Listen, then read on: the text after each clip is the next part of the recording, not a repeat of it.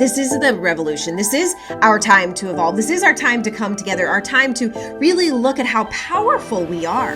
When it comes to safety and a person's health, the fact is that every single person has their own health profile. They have their own genetic profile. Kids couldn't go do their well baby checks and wellness checks.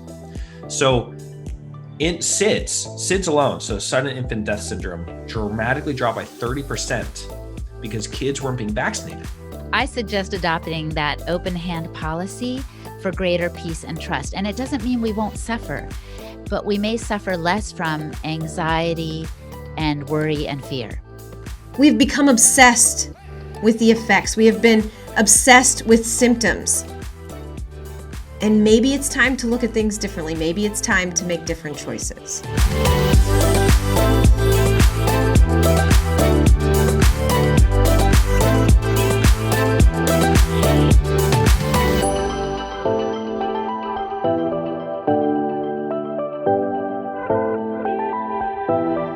Guys, I have the distinguished honor of hosting the one and only Holistic Hilda, who works with Weston A. Price to bring you an amazing podcast. She's a podcast entrepreneur, but also a podcast coach. She's going to help healthcare practitioners and healthcare leaders find their voice and bring it to the world, which is more important now than ever before. Guys, please welcome the beautiful and inspiring Holistic Hilda.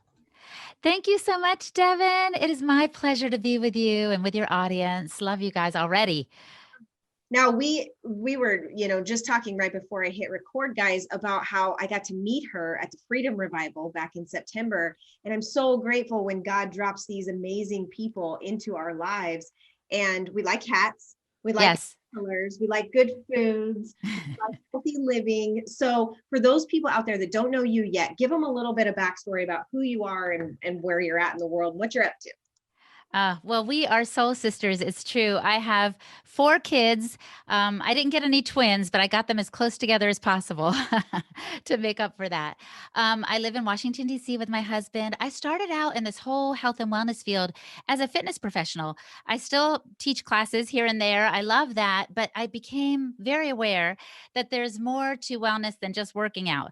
And then I learned more about how to nourish myself deeply, and I go by Holistic Hilda because there's so many facets to wellness, and it is my passion to communicate them to people so that they can live their best lives. Like, I feel like I'm living my best life at the tender age of 50 something, and I'm like, it doesn't matter if you're 20 something or 70 something, you can live your best life too, if you are well nourished, really from the inside out. And we'll go into that a little bit today. Yeah. And I mean, by name, right? The whole list, it is a whole, and we can get really fragmented and pigeoned into one lane conversations, but this is a prism with all the colors, right? Oh my gosh, I love that. I haven't heard anyone say that before. Well, I mean, we have had this conversation in different ways. And I think that's what one of the blessings of COVID and Corona is forcing us to see is like, we got to see how we got here. And that there's lots of areas that we need to maybe talk about and heal through. And so it puts somebody like you who is really good at seeing the whole picture and having lots of conversations. It is putting you on the spot when I say, all right, Hilda, tell us one thing. Give me one major premise that serves the whole. So what is one thing you wish humanity knew? And if they did, it would change the health and wellness game. I wish they knew that there's more to health than meets the eye. And what I mean by that is we're not just healthy if we're super strong and can bench press 200 pounds, or, if our body is well nourished with the right real whole foods. I mean, that's all fantastic, but there's more to wellness than just our physical bodies. That's what I wish they knew. Now, for those people that, when I hear that, right, I know the triune of body, mind, soul. What do you mean when that it's bigger? What game do you reference? What are you talking about there? Oh gosh. I'm going to try to narrow it down a little bit. I think I would start with spirit. And what I mean by that is, what good is a very nourishing meal if there's anger or resentment in your heart, or you just had a fight with your spouse or with your children, and so your stomach is tied up in knots. Do you see what I mean? You can eat that food, but it's going to be hard for your body to absorb it when your spirit is dejected and angry and kind of almost picture jagged rocks instead of a smooth sand for the ocean to hit. Do you see what I mean? So what I suggest is looking to cultivate that spirit. And I have talked to people, Devin, who are the furthest out. They like, I don't know where to start in cultivating something I can't even see with my eyes, right? So I suggest starting with gratitude. And I begin my day, and anyone can do this, whether you believe in a higher power or not. I literally just journal and I write down 3 things I'm thankful for, very small. And the more mundane the things are, the better. In other words, I don't just say, oh, I'm thankful for my friends and family, all the stuff you say at Thanksgiving. I say, I'm thankful for my feet on the bare ground this morning, even though it was 37 degrees. Or I'm thankful for, I saw a little robin and a blue jay literally playing in the trees the other day. And that's a small thing. Or the fact that I came home the other night and my daughter made dinner, I was really thankful for that. But so I'll write down 3 things in the morning. And then at night, however rocky my day was, however difficult it was, when I lay my head on that pillow, I smile and I continue to remember the things I'm grateful for. And that bookends my day. And I would say this is good for the spirit. It's also good for your mindset. It's kind of like starting and ending your day on your own terms, because the onslaught will come quicker than we know when we turn on that phone or when somebody's at the door saying, Mommy, I need this. And you're like, oh my gosh, here we go. The roller coaster ride has begun. Both hands up, get ready to scream. So it comes at you like that. But no matter what happens, you can start it on your terms. I do suggest also, my practice is to get up before everybody else gets up. I go out with my dog, I get outside, I get some of that wonderful sunshine in my eyes. It helps set my circadian rhythm, and so that my melatonin is produced. And they're starting to notice that we need more melatonin for preventing, much illness with COVID. So there are all these facets, but I get up early in the morning to set my mind and my spirit right before things get rolling. And I try to end my day in a similar way. Mm. When we first met, we ate at a local restaurant here, some delicious food and juice. And this isn't something that Holistic Hilda just talks about on a podcast, guys. Like I won't forget my first impression and experience of praying over the food, and taking a minute to intentionally set yourself at ease and give love and gratitude to the space before eating. Mhm. That's big.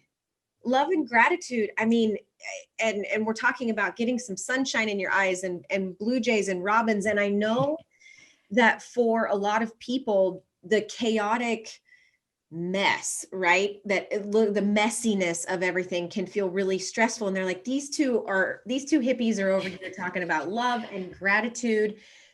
But how has this impacted your life to adopt those simple practices and to pray over your food? What kind of value has that brought you in your own health? It's made me much more present and I think more peaceful and more grounded. And I'm just like a lot of you moms, or maybe there's some men listening, I'm very type A, like, let me get this done. I started a podcast. I've, been a translator. I've been an entrepreneur on a lot of levels. I like to get things done. I had 4 kids in 5 years because I was like, all right, let's just get this done. I don't want anybody in diapers when somebody else is in college. I'm not that kind of mom. But it slowed me down to savor life more. And again, for the person who's like, I don't really believe in God. Okay.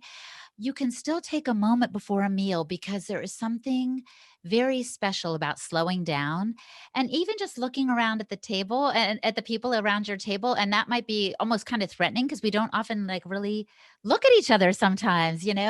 But these small practices cultivate a part of our being, of our very core, that may be previously untapped. So I found it to be super helpful, because I'm even better when I'm fast, because I've gone slow from time to time and developed this aspect of my life. I love that. And the gears of, I think it's in Power versus Forces. I've read it in multiple places. You know, the most power is generated in first gear. It's going slow. So for us type A's, Yes. I think our magic is in the fast, and it's great that we have that, but the slowdown and the presence, and that community. I mean, our, you know, being grateful for those moments and those dinners. I mean, that's one of the things I miss the most, is going out and sharing meals and being in community and concerts and things. Any other tips or action items that you can hand the person that's, you know, doing their best to put one foot in front of the other on their healing journey? Well, I would also say this, and this might shock some people, but I come from a Christian background. In other words, I became a person of faith in my early teens, and, worked in a church for some years and stuff like that. And I do still hold to the belief in the Bible and the God of Jesus and all this. But I think almost want to say whatever might help you grow closer to God. I mean, whoever that higher power is, you don't even have to define him because he defies definition. So I have read books by Buddhist monks and, by saints of old. I mean, I've read a variety of spiritual works that always draw me closer to God and to understanding who I am. I'm reading this book called Peace is Every Step by Nhat Hanh Thien. I can't even pronounce the name. It's a Vietnamese Buddhist monk, and he has the most wonderful things to say. Here's a technique, again, that anyone from any spiritual background can use. It's breathing. And you might think, oh, I'm not a meditation person. Great. I'm not a meditation person either. Let me be very clear with you. Um, but I breathe every day. So I can practice this kind of breathing. When you breathe in, you just think calming. I'm calming myself. When you breathe out, you smile. And then you think to yourself, present moment, wonderful moment. So it's 4 things: calming, smiling, present moment, wonderful moment. This is so great, Devin, because it brings me back again to the present. And I think whatever God is overseeing this universe, he gave us this life to enjoy and to live to the fullest. And that doesn't mean whizzing by a moment. When my daughter took a little road trip today, I made sure to hug her before she left. And I was like, I'm going to miss you. And she's like, Mom, I'm going to be gone for 3 days. It's not that long. But I didn't want to miss that moment. And I think before I would be running so fast, I would have. And this is the silver lining of this time right now, I have to say. We're a little bit more home centric, and that makes us more relational for those who do have their families with them, and in a very special way. I think we should be grateful for that. I'm not going to toss that out. I know there are things we want to reject from this year, but there are also blessings in disguise. Amen. Amen. And, healing takes time. And I think that the busyness of our culture and the busyness that we all have, that our systems are used to, want that return to normal, right? Like, can it just be over? But just like a broken arm takes 6 weeks, right? You wouldn't yell at an arm and be like, are you done healing yet? This is this fracture that we're in together. And I am so with you that presence and being more home centric, I can 100% say I have been more present with my children and present with my chiropractic tribe and my practice and in my life and in myself.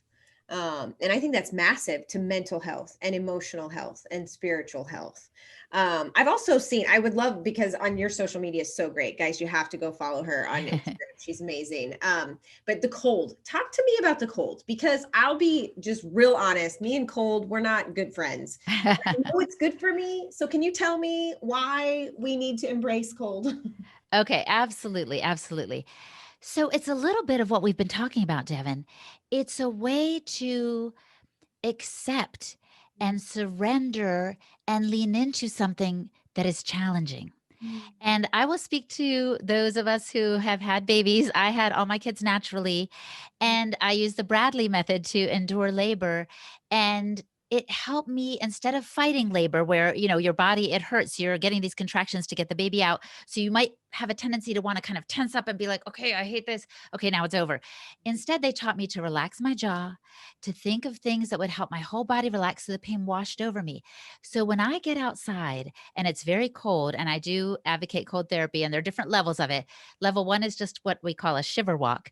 You go outside with one less layer or maybe even a tank top, even though it's below 40, let's say. And instead of thinking to yourself, I hate winter, which was totally me before, I think, it's like a waterfall. I Mm. literally think this is so refreshing. Sometimes you force yourself to think that at first, but then you find that it becomes true. And so this is another bit of health, just to say the mindset.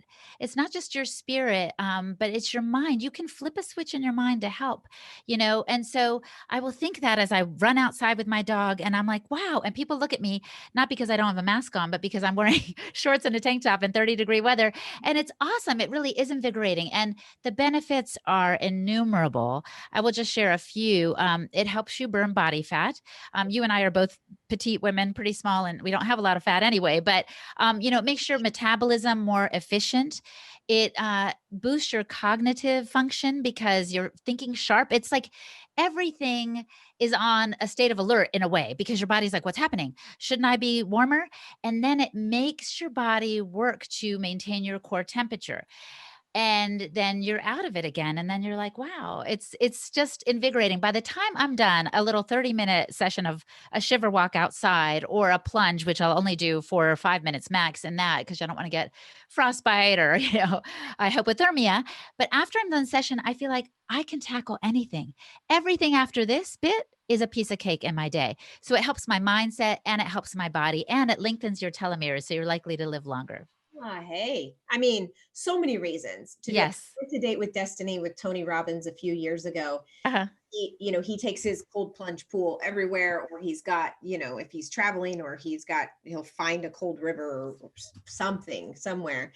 And man, when he brought it up, I'm like, I fight it. But as I hear you say that, and what a powerful technique because I imagine the nervous system goes, threat, this is a threat. You don't like this, get away. And being able to be present and quiet the mind and say, it's not a threat.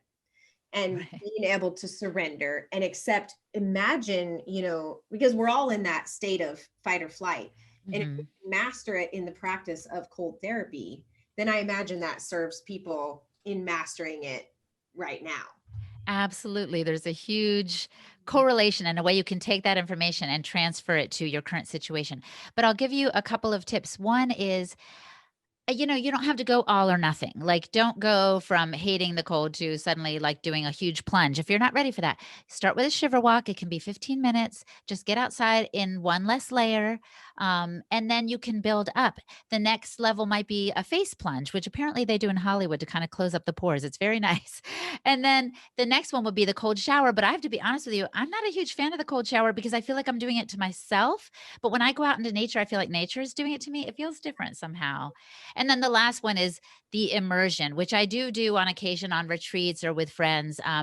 But if you do also the right breathing techniques, which is mostly just preparing yourself mentally and exhaling so that when you get in the cold water, your first, okay, your first inclination will be to gas, to be like, so what you do is you exhale, inhale, and then get in, because you're going to have to exhale before you inhale. Does that make sense? It's a little Wim Hof thing. But the point is, you work up to the next level so you can handle it. But I was with you, Devin. I hated the cold. I'd tell my husband, drop me off right in front of the restaurant, because I don't even want to walk from the parking lot into that place. And I'm Latina, so maybe it's in my genes that I want that sunshine. But I'm telling you, this challenge is amazing. It's like weightlifting, but without the weights. No, I love it, and it's so important. And I'm gonna I'll be working on this, and I'll get some way to document it, and I'll dedicate it to this conversation, because it does have a ton of health benefits and mental health challenge. I shared a conversation with another just really inspiring woman, Dr. Jen Floriani from Melbourne, Australia. And Australia's been, I mean, if we've had it chaotic here, they've had a whole different level down Mhm. there. And one of the things that she said that I've been wanting to ask you, she said that the crisis right now is a lack of hope and a lack of trust. And in our time that we shared together, we talked about this, right? This is like, we created this, we called out for change in system. What message can you send out to humanity, to, to anybody that is feeling hopeless or chaotic, or just feeling anger, fear, frustration, sadness, because that's so important to health and happiness. And I feel like you really have such a peaceful presence. What can you speak to in regards to that? Well, it's a little bit of what I said earlier about surrender and leaning into the challenge. And I guess I would say our hearts and our lives need a little bit of a open hand posture. You've heard of like countries with open door policies. Open hands is very much like what Mary said to the angel when he said, "You're going to have a baby." And she's like, "How can this be? I'm a virgin." And, the angel went on. And finally, she's like, "I am the Lord's servant. May it be to me as you have said." Other versions of the Bible say, "May your word be fulfilled." And there is a beauty and a peace that comes with surrender. And I'm not saying it's easy because I don't want to surrender if a loved one is sick, or I don't want to surrender if someone's making a choice that I really would rather they not make, someone that I care for, that I have compassion for. And I'm like, no, wait, don't do that.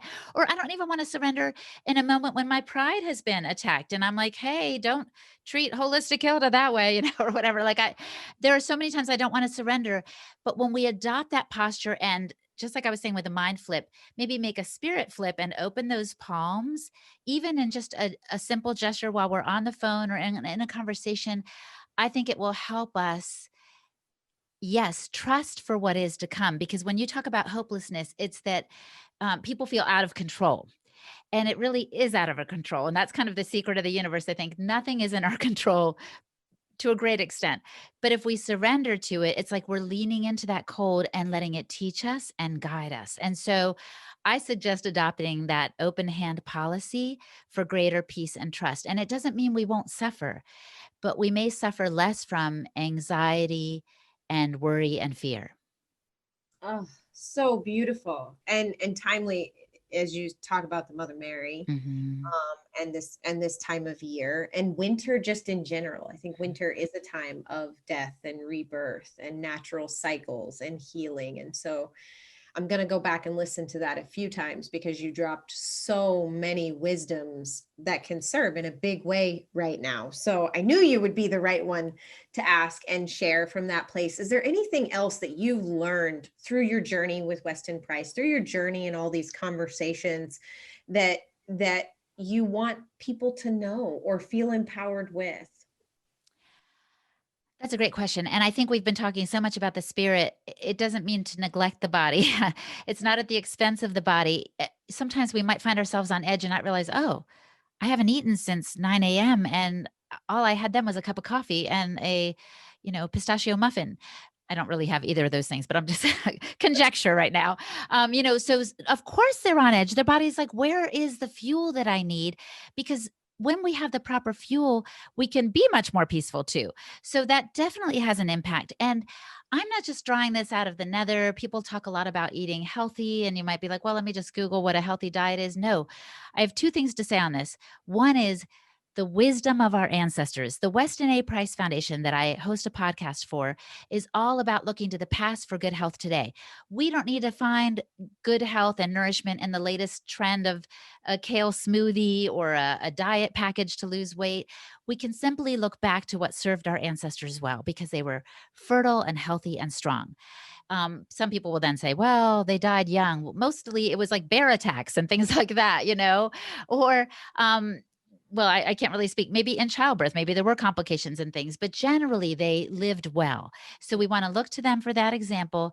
And the second thing is, we can also trust our own intuition as to what our body needs. There are so many people coming on us with dietary recommendations like everyone should be strictly carnivore or you should go vegan. And it's like, listen to your heart and listen to your body. It actually might tell you something. So for me, I have to say, I love eating as many whole real foods as possible. I avoid processed foods. That is kind of the wise traditions way that the Weston Price Foundation advocates. But my diet certainly looks different than other people's diet. Even Sally Fallon Morell, the head of the foundation that I talk to regularly, she probably eats different than me, and that's great. But I definitely lean carnivore because that's what I've always loved. And I was always like, why do I have to eat this green thing? Now I do try to get it in the soups here and there, but I don't force myself because my body thrives on a high fat and high protein diet. So that's where I go. But people need to kind of, I just talked about open hand policy, but maybe don't let all the outside voices either Right. take you off your own path. Yeah. And, a quote that everybody hears me say on these interviews over and over again, the doctor of the future is the patient. And it is this returning to trusting the self and listening within instead of seeking an expert out there, learning that we are the expert, that and it's all about empowering, and then finding not doctors and gurus who power over us, but instead support and guide our own individual journey. And Oh, that's beautiful. I love that, Devin. that's the shakeup that's the healthcare I see. That's the Jack Wolfson and Zach Bush and a lot of Mhm. Ben Lynch, a lot of these different doctors that are coming out and sharing different ways. Last thing I want to ask is to the people that maybe already have platforms, or to the healthcare providers that serve in a community, people that or just men and women who want to share a truth or share knowledge but are afraid to, or because it's there's a lot of censorship, there's a lot of other things going on, and it's can feel scary. What do you say to people to empower their voice and to step forward and share their truth? I've got to say, this is our time. Mhm. This is our time. You are here for such a time as this. And if you choose to step back and shrink back from what your calling is, the universe is going to find someone else to do it. In the Bible, the disciples said to Jesus, "Oh, these people are crying out." He's like, if they didn't cry out, the rocks would cry out. And so don't let a rock take your place. You speak what is needed at this time because you are here for such a time as this. Wow. Wow, wow, wow. The rocks would cry out, which I think we Mhm. see in our world and in Mother Nature. And we've Mhm. got to be the change. Mhm.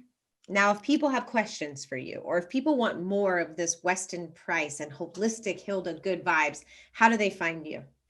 I'm on Instagram all the time at Holistic Hilda. I'm also on Parlor because censorship is a real thing. And they can come to my website, holistichilda.com.